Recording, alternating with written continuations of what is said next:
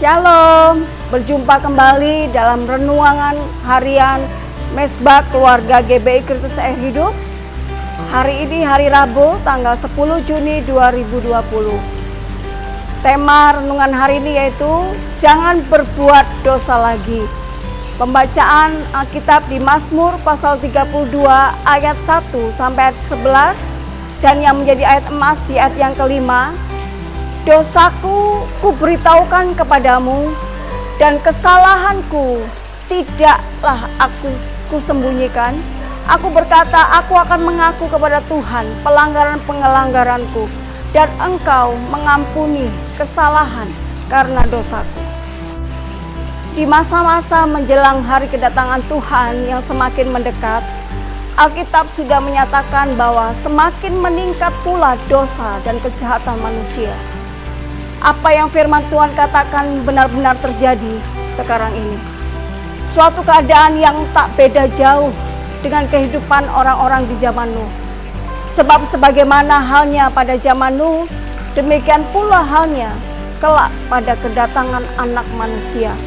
Di Matius pasal 24 ayat 37. Di mana kejahatan manusia besar di bumi dan bahwa segala kecenderungan hatinya selalu membuahkan kejahatan semata-mata.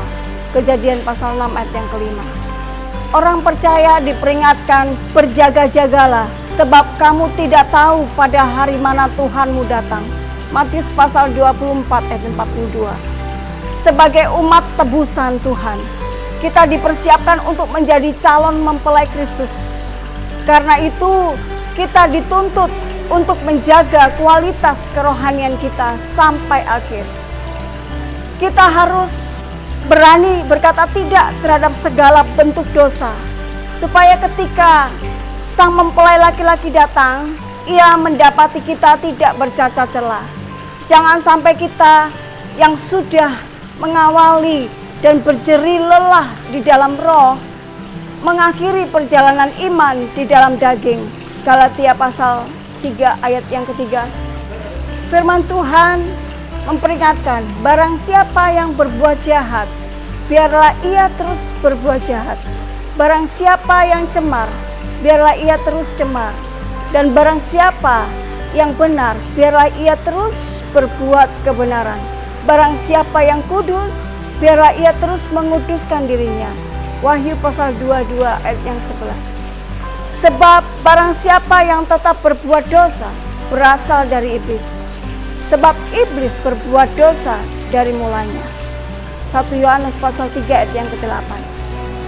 Dosa adalah karakter mendasar iblis. Padanya tidak ada kebenaran sama sekali. Ia adalah pembunuh manusia sejak semula dan tidak hidup dalam kebenaran. Yohanes pasal 8 ayat yang ke-44. Iblis tahu benar cara menjerat manusia yang menghadapi masa-masa sukar. Uang, harta, jabatan, popularitas, pertolongan instan ia tawarkan supaya manusia meragukan kuasa Tuhan dan jatuh dalam dosa. Berhentilah berbuat dosa dan jangan terprovokasi iblis, karena Tuhan segera datang. Puji Tuhan. Shalom.